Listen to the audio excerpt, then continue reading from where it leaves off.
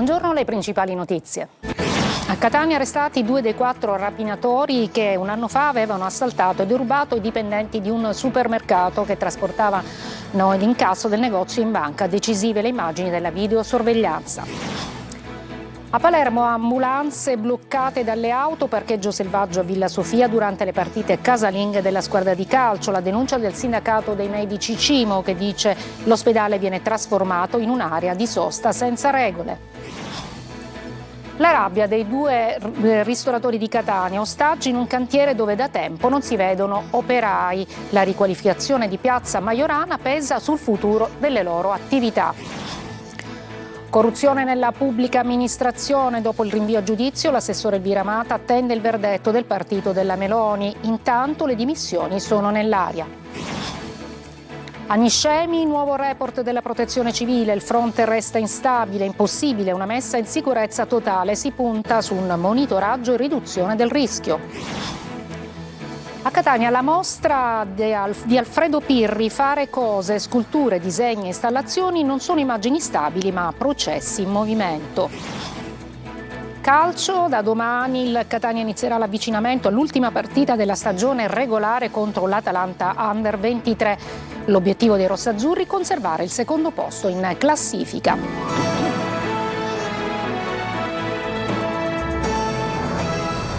Buongiorno, benvenute e benvenuti. E dunque a marzo dello scorso anno avevano bloccato a Catania l'auto di 2 dipendenti di un supermercato di Gravina che trasportava l'incasso del negozio in banca. Grazie alle immagini della videosorveglianza, 2 dei 4 rapinatori sono stati arrestati. Simona Mazzona. Immortalati dalle telecamere della videosorveglianza, sono stati incastrati così i 2 rapinatori, un 24enne e un 52enne che dopo aver adocchiato i dipendenti di un supermercato hanno deciso di rubare tutto l'incasso. Li vedete in queste immagini mentre bloccano l'auto dei 2 in via Passo Gravina. 4 persone, una delle quali armata di pistola, hanno puntato i 2 dipendenti del supermercato in auto, diretti in banca per depositare gli incassi dell'esercizio commerciale, pari a circa 16.000 euro. Le indagini disposte dalla Procura di Catania ed eseguite dalla squadra mobile della polizia hanno permesso di risalire a 2 dei 4 rapinatori. Le immagini che vedete sono state estrapolate dai sistemi di videosorveglianza degli esercizi commerciali presenti nell'area in cui è stato commesso il reato. Entrambi i criminali sono stati arrestati. Il 52enne è stato portato in carcere a Piazza Lanza, mentre per il 24enne è scattata la notifica del provvedimento in carcere, essendo già detenuto per altra causa. A Palermo ambulanze bloccate dalle auto, parcheggio selvaggio a Villa Sofia durante le partite casalinghe della squadra di calcio. La denuncia del sindacato dei medici Cimo che dice l'ospedale viene trasformato in un'area di sosta senza regole. Marco Gullà. L'ospedale di Villa Sofia a Palermo ostaggio dei parcheggiatori abusivi. La denuncia arriva dal Cimo, il sindacato dei medici. Le strade d'accesso si riempiono di auto in doppia e tripla fila, spesso proprio a ridosso del pronto soccorso, rendendo difficoltoso, se non impossibile, il passaggio dei mezzi di emergenza. Ma c'è di più, come dice il segretario del Cimo. In concomitanza con gli eventi sportivi che si svolgono allo stadio Renzo Barbera, l'ospedale diventa un parcheggio a cielo aperto con grandi difficoltà all'accesso dei mezzi di soccorso. Quindi non stiamo segnalando soltanto un fenomeno di malcostume e di degrado sociale, ma un disagio e un pericolo soprattutto per la tempestività assistenziale dei pazienti che provano ad accedere all'ospedale, soprattutto al pronto soccorso, e si trovano invece la strada sbarrata. L'episodio più emblematico si è verificato in occasione della partita Palermo-Cesena di sabato scorso, con un'ambulanza, come vediamo da queste immagini, impossibilitata a procedere. Assistito a un lentissimo defluire delle auto dall'ospedale con un'ambulanza che per diversi minuti è rimasta bloccata, per fortuna in uscita e non in ingresso, perché non riusciva a passare trovandosi davanti un muro di automobili. Se fosse arrivata un'ambulanza con a bordo un paziente urgente, bisognoso di cure in emergenza, non sarebbe riuscita ad accedere al pronto soccorso. A Catania il dramma di 2 ristoratori ostaggio di un cantiere dove da tempo non si vedono operai. Per loro la riqualificazione di Piazza Majorana rischia di diventare la pietra tombale sulle loro attività. Tonino De Mana. Non si vede nessun operaio, hanno distrutto all'inizio 10 giorni di lavoro, dopodiché non si vede più nessuno. Un ristorante ed una pizzeria, uno accanto all'altro, stessi problemi, stessi sacrifici e stesso rischio, la chiusura. A Catania la riqualificazione di Piazza Angelo Majorana potrebbe costare cara ad alcune attività commerciali finite dentro l'area di cantiere dove però non si vedono operai. Dall'inizio dei lavori, ottobre 2025 ad oggi, poco o nulla è stato fatto, gettando nello sconforto gli operatori della ristorazione. Io sono aperta e non riesco più a sostenere le spese. Qua siamo in mezzo allo schifo, scusando il termine. Stiamo facendo sacrifici e questi sacrifici se ne stanno andando a go-go. Non riusciamo più a respirare, non riesco a mantenere il personale, non riusciamo più a mantenere noi stessi. Qua c'è il rischio di chiudere da un giorno all'altro. La pizzeria esiste da 23 anni, mai abbiamo toccato così il fondo, ho dovuto ridurre il personale, i ragazzi sono a casa e rischiamo veramente grosso. Lamentele per chi risiede in quest'area rimasta senza marciapiedi, al buio e quindi senza sicurezza. Ho la mamma allettata e quindi non posso aprire neanche le finestre perché la polvere entra così e le fa male a mia madre. Quando casco poi mi pagano, no? La ditta incaricata della riqualificazione di Piazza Majorana è la stessa che si occupa dei lavori in Piazza Pietro Lupo, dove è in corso l'abbattimento dell'ormai ex palestra. Da qui il momentaneo spostamento degli operai. Dulcis in fundo, in tema di operai, spiace vedere alcuni lavoratori sul tetto della struttura senza alcun tipo di protezione. È vero, mancano gli ispettori del lavoro, ma possibile che in un'area sorvegliata da carabinieri, polizia municipale e guardia di finanza, oltre 40 persone, nessuno vede niente? A Palermo ieri 32 i fermi grazie alla denuncia di commercianti taglieggiati. Il gruppo, gestito da vecchi boss appena usciti di galera, si dedicava non solo alle estorsioni e al traffico di droga, ma anche al settore delle aste giudiziarie. Simona Mazzone. I 32 fermi a Palermo tra capi e affiliati hanno scoperchiato un vaso di Pandora dove la mafia di Brancaccio e Corso dei Mille aveva le mani ovunque, persino nei meccanismi della giustizia amministrativa. I boss che tornano in azione, nemmeno 10 anni di carcere li hanno scoraggiati per gestire gli affari e dedicarsi non solo al racket delle estorsioni e al traffico di droga, ma per infiltrarsi anche nel business delle aste giudiziarie. Perché nel settore edilizio è più facile riciclare denaro. Secondo le indagini, l'organizzazione riusciva a inquinare persino le aste giudiziarie, manipolando il mercato degli immobili pignorati e ricorrendo all'intimidazione per scoraggiare la partecipazione alle gare o per imporre prezzi a ribasso. Senza concorrenza in quelle aule manovravano a proprio vantaggio le aste con le case acquistate da prestanome. 49 gli immobili sequestrati per un valore di circa 7 milioni di euro. Tra i sequestri anche la sala bingo di via Messina Marine, dove a gennaio si era esibito il cantante neomelodico Anthony. Un'attività redditizia si era focalizzata anche sullo sfruttamento di eredità e testamenti. Venivano individuati defunti senza eredi e stilati testamenti falsi per impossessarsi di tutti i loro beni. Inoltre il gruppo riusciva tramite strategie contabili e documentazione falsa e grazie alla collaborazione di un dinamico ragioniere al servizio della mafia a perseguire schermature dei capitali e frodi bancarie per nascondere i patrimoni illeciti al fisco e d'improvviso soggetti nullatenenti diventavano clienti affidabili per il circuito bancario. Sarà l'autopsia sul corpo del giovane di Favara ucciso a Pavia a chiarire le cause del decesso, una lite per futili motivi, per un pezzo di pizza e l'aggressione violenta con un cacciavite. Fermato un 16enne egiziano per omicidio. Domani sera a Pavia ci sarà una fiaccolata in memoria proprio di Gabriele Vaccaro, la vittima. Sentiamo Davide Sardo. Sarà disposta nelle prossime ore l'autopsia sul corpo di Gabriele Vaccaro, il 25enne di Favara ucciso a Pavia, per chiarire con esattezza le cause del decesso. Alla camera mortuaria dell'ospedale San Matteo intanto ci sono i genitori, i fratelli e la fidanzata del giovane, attendono il dissequestro della salma per poterla riportare a Favara e celebrare i funerali. È difficile trovare le parole per esprimere il senso di disfatta che portiamo nel cuore per un giovane che se ne va, Vorremmo semplicemente in questo momento esprimere la nostra vicinanza come comunità ecclesiale, come consiglio pastorale ai familiari, perché possano essere confortati dall'abbraccio e possano superare questo momento di dolore. E allo stesso tempo vorremmo che a tutti i giovani, a tutta la città arrivasse un messaggio, perché le parole e i gesti devono essere ispirati alla concordia, all'amore e non alla violenza, alla prevaricazione. Prende forma la ricostruzione degli investigatori all'origine dell'aggressione, ancora una volta futili motivi. Un pezzo di pizza conteso nella notte. Un gruppo di 5 giovani avrebbe preteso le pizze acquistate da Gabriele e dai suoi amici. Dalle parole si è passati rapidamente alla violenza.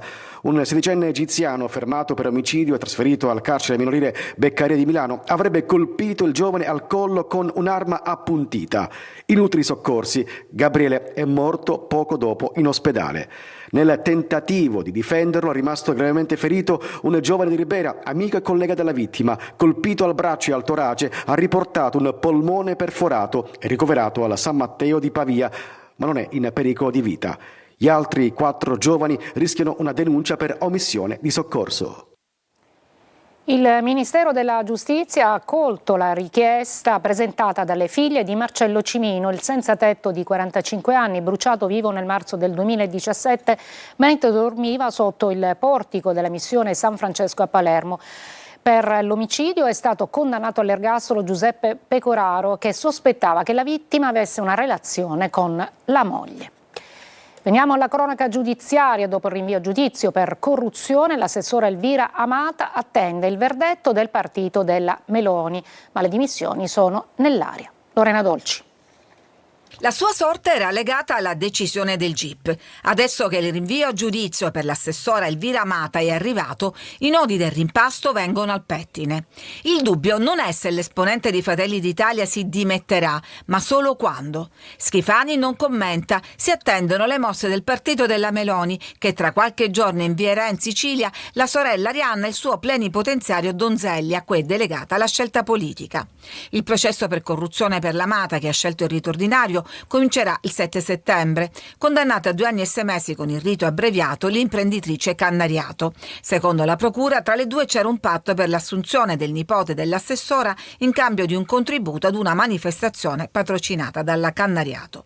I segnali che filtrano dai meloniani vanno nella direzione delle dimissioni. Questo farebbe scattare un impasto più ampio. In giunta resta ancora infatti il vicepresidente San Martino, rinviato a giudizio per corruzione, senza contare il presidente dell'Arse Gaetano Galvagno a processo per peculato. Ad un anno dal commissariamento in Sicilia, Fratelli d'Italia alla resa dei conti. La base chiede di applicare anche nell'isola le regole che alla fine hanno costretto a fare un passo indietro a Daniela Santanchè, Andrea Del Mastro e Giussi Bartolozzi. Le opposizioni alzano il tiro contro i guai giudiziari della maggioranza e chiedono a gran voce le dimissioni dell'Amata.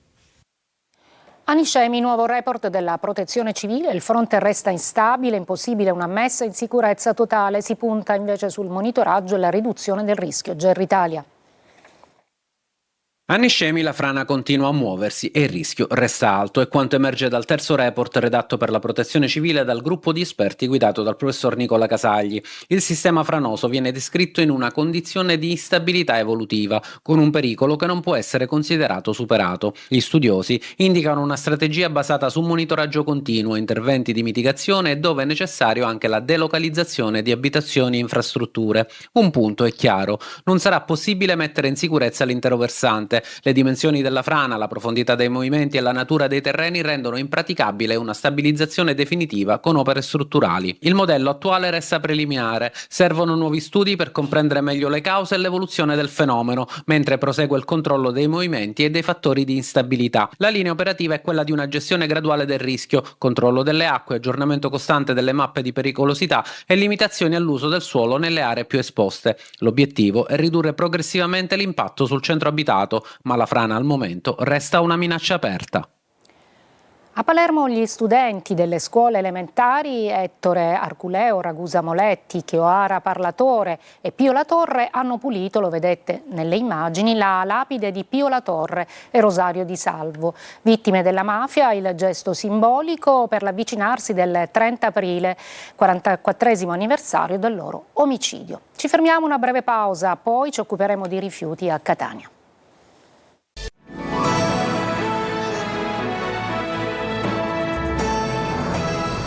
Rifiuti a Catania, l'impianto di Coda Volpe lavora a pieno regime, nel lotto centro si torna alla normalità in poche ore, raccolte 300 tonnellate di spazzatura. Tonino De Mana. 200 tonnellate di spazzatura raccolte ieri, addirittura 300 tonnellate rimosse dai marciapiedi dalle strade dell'Ottocentro nelle ultime ore. Catania esce dall'emergenza rifiuti, iniziata lo scorso venerdì con la chiusura prima e gli ingressi contingentati poi dell'impianto TMB, trattamento meccanico e biologico, gestito da Sicula Trasporti. È incontrata Coda Volpe, lo vedete, che gli autocompattatori attendono di entrare nel sito per il conferimento dei rifiuti indifferenziati.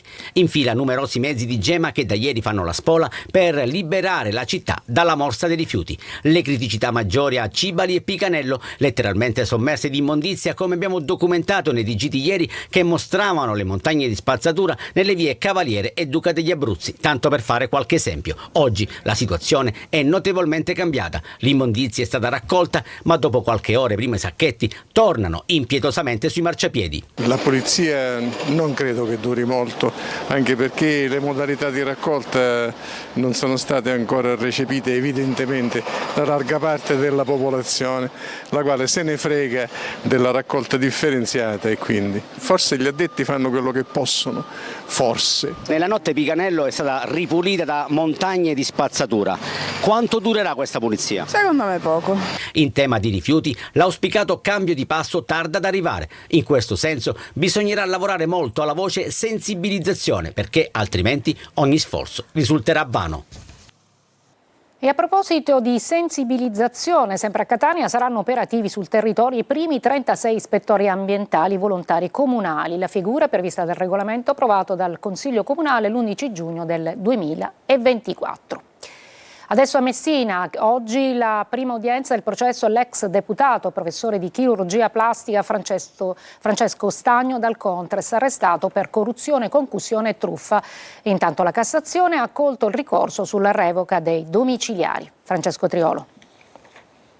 È durata appena qualche minuto la prima udienza del processo a carico del professore Francesco Stagno dal Contres, il primario di chirurgia plastica del Policlinico di Messina, arrestato con l'accusa di corruzione, concussione e truffa.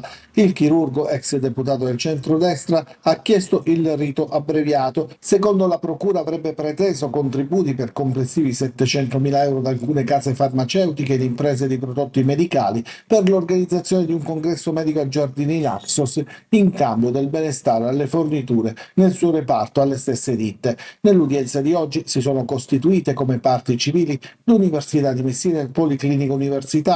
L'udienza è stata poi rinviata al 7 maggio. Intanto sul caso dal Contres c'è da registrare la decisione della Corte di Cassazione che ha accolto il ricorso degli avvocati Salvatore Silvestri e Nico D'Ascola e ha annullato la conferma del Tribunale del riesame per gli arresti domiciliari, rinviando ad una nuova valutazione con un nuovo collegio.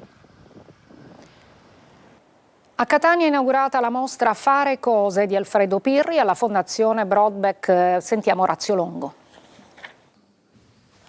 Nulla è come appare, succede in Fare cose, progetto di Alfredo Pirri per i grandi spazi della Fondazione Broadback di Catania, sito post-industriale nel cuore del centro storico della città, curato da Cesare Biagini Selvaggi e Gianluca Collica. Sculture, disegni, installazioni per Pirri non sono immagini stabili, ma processi in divenire. Un dialogo aperto con l'architettura che spesso nel mio lavoro è il tema centrale che affronto, dove per architettura non bisogna intendere solo gli spazi costruiti, ma appunto qualcosa che ha a che vedere nell'esperienza umana che riguarda il rapporto fra luce e volumi. Una mostra che riassume opere dal 1988 ad oggi. Una grande sfida alla percezione di tutti noi, del pubblico che interverrà, perché Pirri non riproduce nulla ma fa accadere le cose. E cosa accade in particolare? La materia diventa effimera, diventa luce. Con il progetto Archivio for World Rewind, Pirri apre il suo personale patrimonio storico con un implicito invito a preservare la cultura come linfa vitale della società. Visite fino al 30 settembre, nei giorni di giovedì, venerdì e sabato. Dopo il nostro TG alle 14.30, Sicilia 24 Focus, si parlerà della nascita eccezionale di due gemelline. La loro mamma, già sottoposta a trapianto di rene, ha dato alla luce Adele e Isabel all'ospedale Rodolico San Marco di Catania, seguita da un'equipe multidisciplinare. Ospiti di Roberta Lunghi, Antonio Rapisarda, direttore del Dipartimento Materno-Infantile del Policlinico Rodolico San Marco di Catania, il ginecologo Sebastiano Bandiera e la signora Immacolata, mamma delle gemelline. Appuntamento tra poco su Telecolor in streaming su siciliaweb.it. Messaggi, come lo sapete, al 342 74 55 005. Una breve pausa, poi lo sport con il Catania che si prepara ad incontrare l'Atalanta Under 23.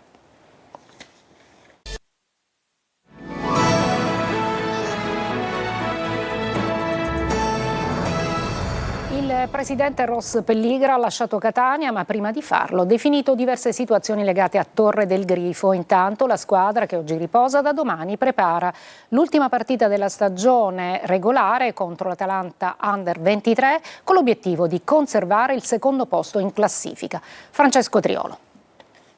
Da un lato l'attenzione che resta alta per l'ultimo turno di campionato, dall'altro la programmazione del futuro. Il Catania è impegnato su due campi. Domenica pomeriggio i rossazzurri giocheranno a Caravaggio contro l'Atalanta Under 23. Alla squadra di Toscano serve almeno un punto per garantirsi il secondo posto in classifica.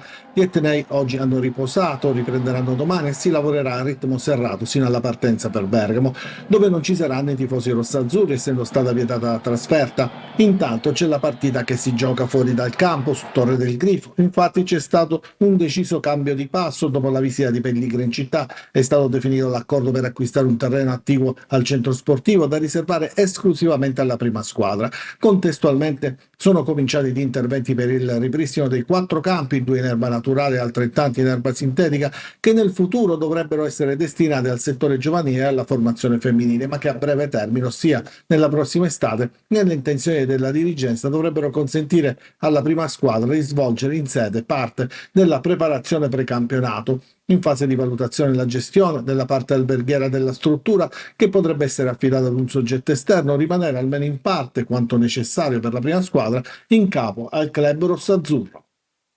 È tutto, la prossima edizione alle 19. Grazie per l'ascolto e buon pomeriggio.